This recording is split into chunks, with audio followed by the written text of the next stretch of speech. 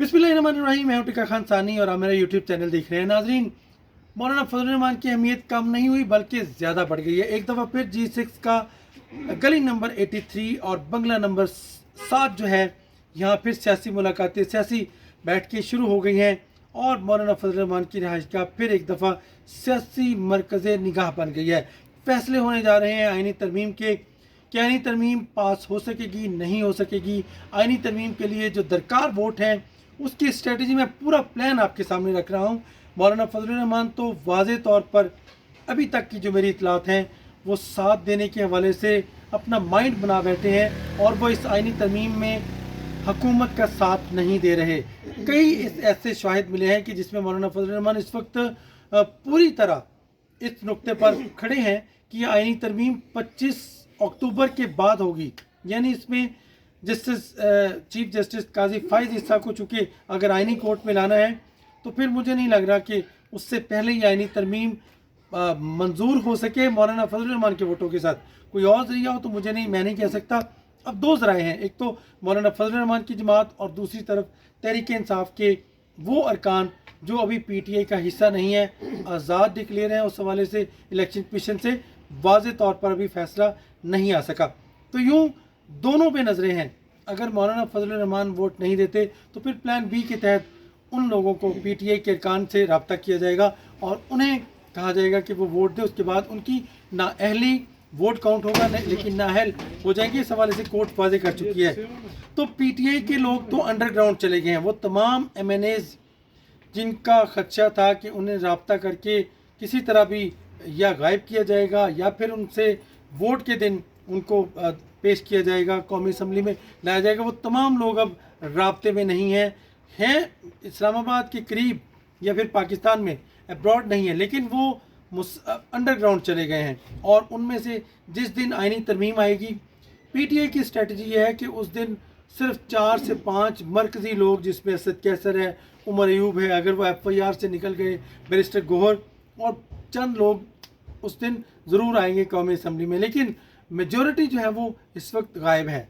उनको इसीलिए बार बार कहा जा रहा है कि वो किसी भी एहतजाज में ना आएँ। तो ये प्लान जो है ये सामने आ चुका है। मौलाना फजलुर रहमान की अहमियत बहुत ज़्यादा हो चुकी है इस वक्त, चूँकि 11 अक्टूबर को खुसूसी कमेटी का फिर इजलास हो रहा है और उसमें तहरीक इंसाफ शिरकत कर रही है। अभी थोड़ा यानी कि चंद मिनट पहले मेरी बात हुई है तहरीक इंसाफ के रहनुमाओं से, वो जा रहे हैं उस खुसूसी कमेटी में, लेकिन वो मुसव्वदा जो है वो अपना मुश्तरका तैयार नहीं कर सके। अभी तक मुशावरत जारी है। एक बड़ी इंटरेस्टिंग बात भी मैं आपको बताऊंगा कि मौलाना फजलुर रहमान उस मुसव्वदे के हवाले से क्या तैयारियां कर रहे हैं और उसमें क्या क्या खामियां निकाल रहे हैं। यानी 11 अक्टूबर को खुसूसी कमेटी में अहम पेशरफ्त हो सकती है। तहरीक इंसाफ का वफ्द भी एक रात पहले इस घर में आया और इस यहाँ मुशावरत हुई और जब जा रहे थे तो वो खुशी खुशी जा रहे थे। मेरा रब्ता हुआ तो उनका ये कहना था कि हमारे चेहरों से आपको लग रहा होगा कि हम कामयाबी से लौट रहे हैं।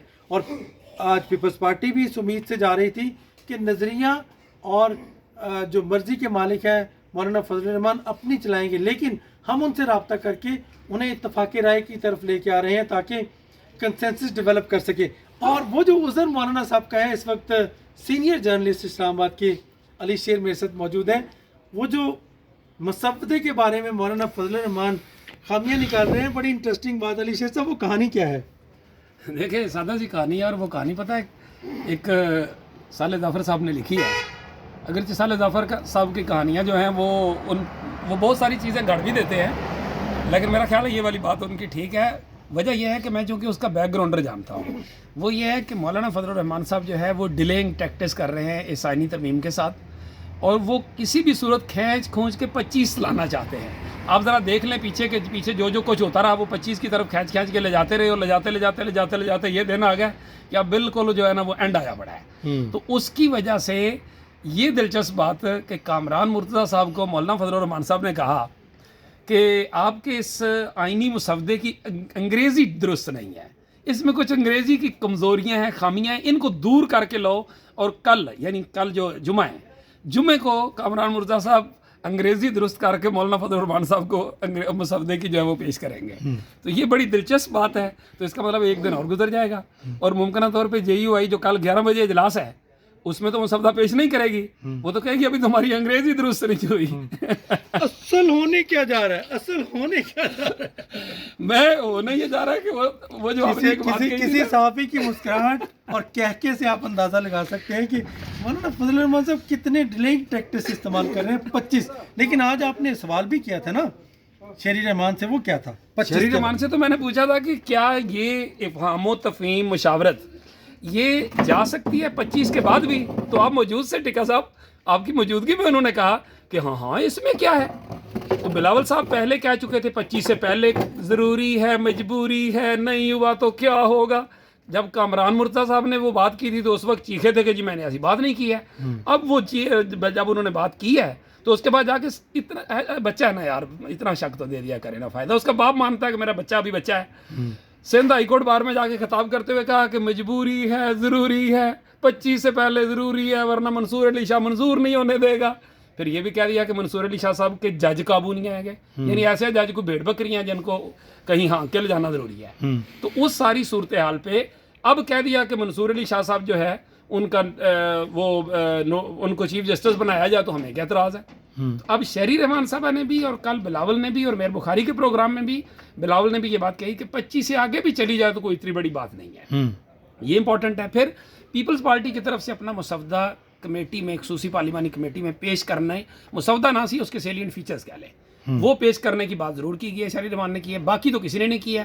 اب جب تک انگریزی درست نہیں ہوگی پھر مجھے عرضی نکل جاتی ہے کہ کامران مرتضیٰ صاحب سابق صدر سپریم کورٹ بار ایسوسی ایشن, انتہائی زبردست آئینی ماہر جو ہیں, ان کو مولانا کہہ رہے ہیں. ہم مولانا ان کو کہنا کہ یہ عربی کے بارے جا کے درست کر کے لے ہو تو یہ بات ماننے کی سمجھ آتی ہے, لیکن وہ ان کو کہہ رہے ہیں کہ انگریزی درست کر کے واپس لے ہو. اس کا مطلب ہے کہ وہ جو نون نے کہا تھا نا پیپلز پارٹی کو کہ مولانا آپ کے ساتھ گیم کر رہے ہیں اور یہ ڈیلیگ ٹیکٹس کر رہے ہیں, محتاط ہو جاؤ, پیپلز پارٹی کو کہا تھا. اب وقت نے ثابت کیا کہ نون اس معاملے میں مظلوم اور بیچاری سچی تھی. آپ کو کیا لگ رہا ہے اس میں کون نظر آ رہا ہے رہتا ہوا اور کون جاتا ہوا؟